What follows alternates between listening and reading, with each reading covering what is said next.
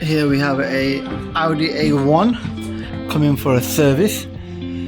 Funny thing here is this one actually went to Halfords, and they use it looks like they used the wrong oil, that's what we believe, because the oil was very thin and it was leaking under the spark plugs in the car. It was misfiring. It's that, or the pistons are gone, but doing our tests we don't think the pistons are gone. We think it's just the oil was the wrong one.